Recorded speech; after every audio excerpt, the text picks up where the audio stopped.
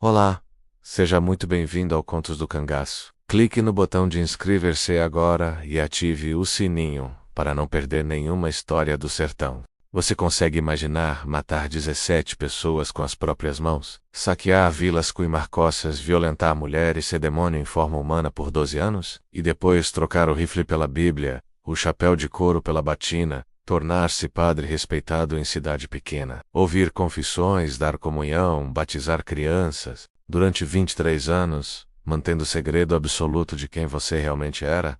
Seu nome era Miguel Ferreira. De 1920 a 1932, foi cangaceiro no bando de Lampião. Matou 17 pessoas confirmadas, provavelmente mais. Em 1932, abandonou o cangaço e se tornou Padre Francisco, sacerdote católico em Floresta, Pernambuco. Serviu a igreja até 1955, quando morreu aos 64 anos, considerado santo pela comunidade. Sua verdadeira identidade foi descoberta apenas em 1987, 32 anos após sua morte, quando cartas foram encontradas no arquivo da diocese. Esta é sua história. Miguel Ferreira nasceu em 1891, em Santa Terezinha, interior da Paraíba.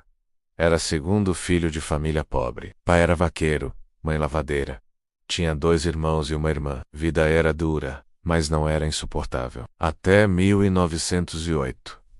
Naquele ano, quando Miguel tinha 17 anos, houve disputa de terras entre o fazendeiro local e grupo de poceiros. Disputa se transformou em conflito. Conflito em violência. A família de Miguel estava do lado errado. Os capangas do fazendeiro invadiram a casa deles.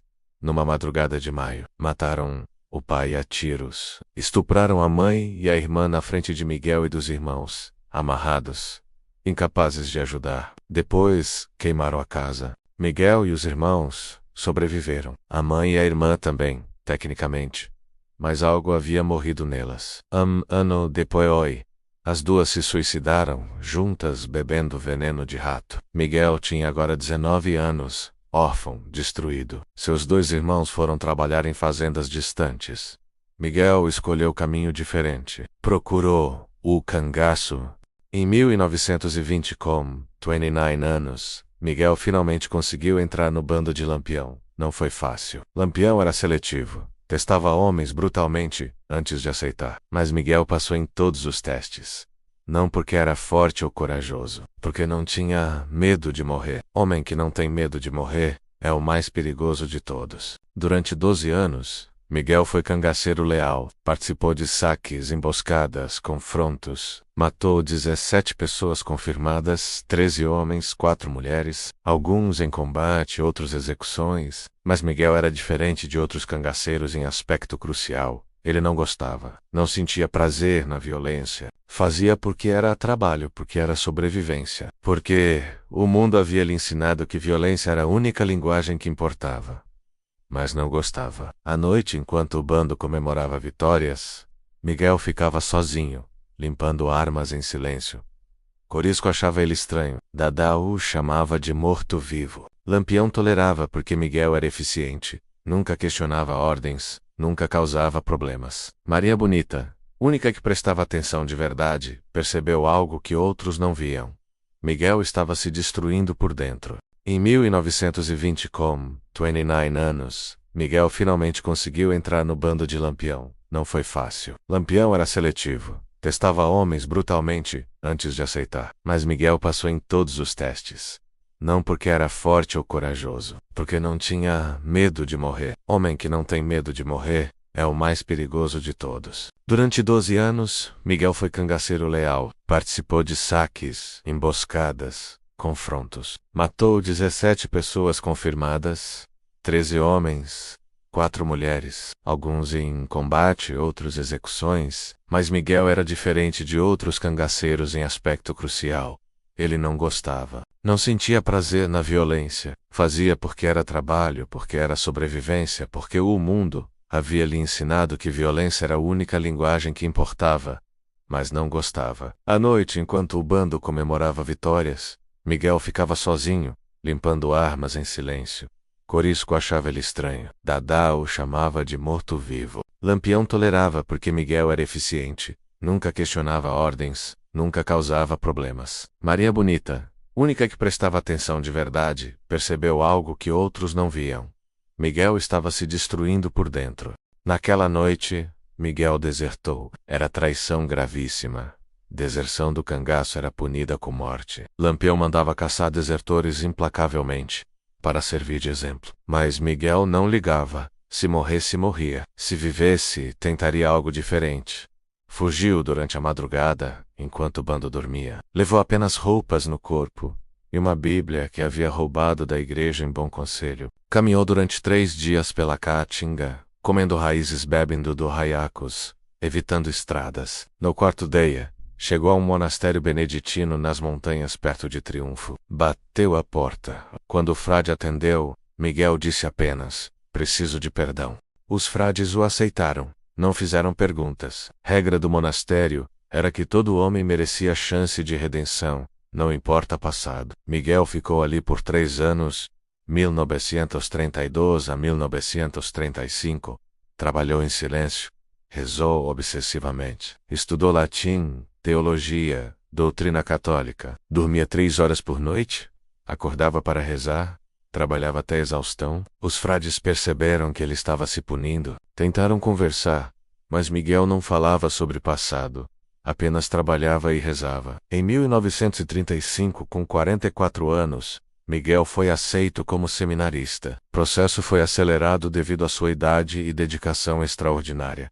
Em 1937, foi ordenado padre. Escolheu nome religioso: Francisco, em homenagem ao filho que Lampião nunca conheceu, em homenagem ao bebê que Benedita havia perdido décadas antes, em homenagem a todos os perdidos. Padre Francisco foi designado para a paróquia pequena em Floresta, Pernambuco. Era igreja pobre, comunidade pequena, perfeito para alguém que queria desaparecer. E Miguel desapareceu. Cangaceiro Miguel Ferreira deixou de existir. Só havia Padre Francisco. Durante 23 anos, de 1937 a 1955, Padre Francisco serviu a comunidade de Floresta com dedicação absoluta. Acordava antes do amanhecer, rezava durante horas, visitava doentes, consolava enlutados, batizava bebês, casava jovens, enterrava mortos. Era padre severo, mas justo.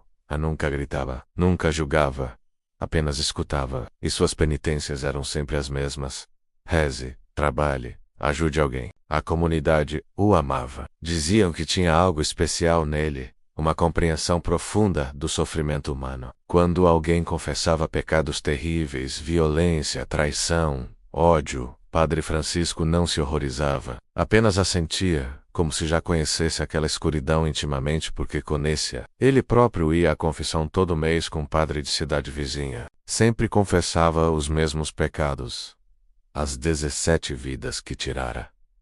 Nunca mencionava que havia sido cangaceiro. Apenas dizia: matei pessoas em minha vida anterior, e deixava por isso mesmo. Toda noite, antes de dormir, rezava pelos nomes. 3 homens, 4 mulheres.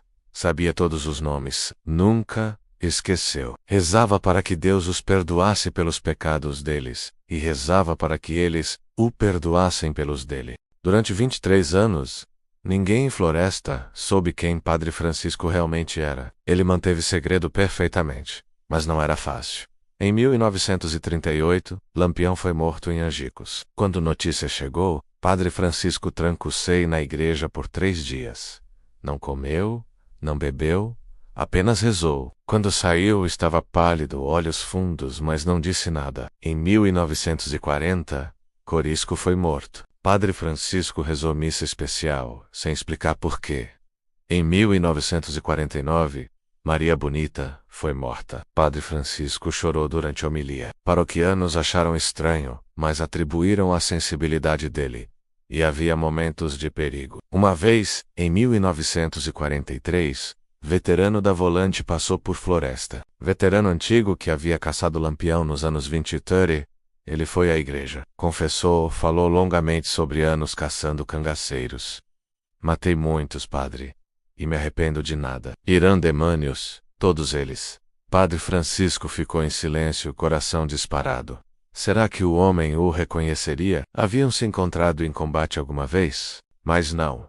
O veterano não o reconheceu. Para ele, Padre Francisco era apenas mais um padre de cidade pequena. Após confissão, Padre Francisco deu penitência leve, 10 Ave-Marias. Não pela misericórdia, mas porque não confiava em si mesmo para dizer mais nada. Padre Francisco morreu em 1955, aos 64 anos. Foi ataque cardíaco súbito, durante missa matinal. Desabou no altar, ainda segurando hóstia consagrada. Toda a floresta foi ao funeral. Mais de 500 pessoas. Choraram, oraram, lembraram suas bondades. Foi santo, diziam.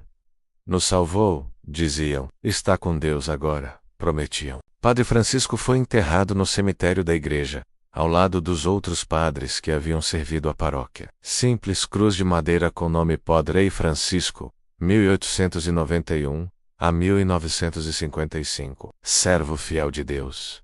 E por 32 anos, aquele foi o fim da história. Em 1987, Diocese de Floresta estava organizando arquivos antigos. Encontraram caixa lacrada com pertences de Padre Francisco, livros, cartas, objetos pessoais. Entre os papéis, encontraram carta, escrita à mão, letra trêmula datada de 1954, um ano antes de sua morte. Era dirigida ao bispo, mas nunca havia sido enviada. A carta começava assim: Excelência, preciso confessar algo antes de morrer. Meu nome verdadeiro não é Francisco.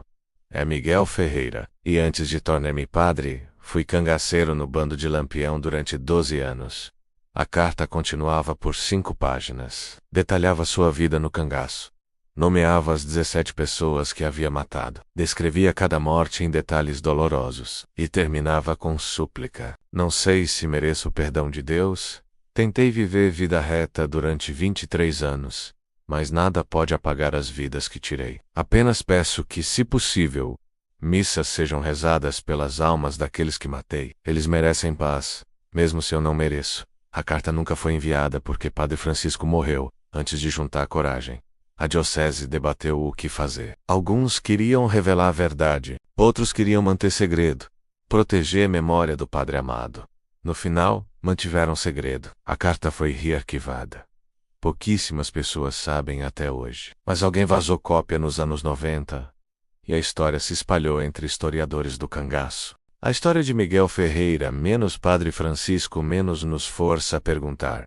Redenção é possível? Ele matou 17 pessoas. Isso é fato. Mas também salvou quantas durante 23 anos como padre? Batizou, casou, enterrou, consolou, ajudou. O bem que fez apaga o mal. Não impossível, as 17 pessoas ainda estão mortas. As famílias ainda sofreram. Mas torna o homem completamente mau também não. Porque claramente ele mudou. Claramente lutou para ser diferente. Claramente carregou culpa até o último dia. Miguel não fugiu de quem era. Enfrentou todo dia. Rezava pelos nomes. Nunca esqueceu. Nunca se permitiu esquecer. E isso importa. Não justifica, mas importa. No final, Padre Francisco morreu tentando ser melhor. E talvez, apenas talvez, isso seja o máximo que qualquer um de nós pode fazer: reconhecer nossos monstros e passar o resto da vida lutando contra eles. Miguel Ferreira, cangaceiro, assassino, desertor. Padre Francisco, sacerdote, consolador, santo, mesmo homem. 2 vidas, e ninguém nunca soube, até depois de morto, que o padre bondoso havia sido o demônio da Caatinga.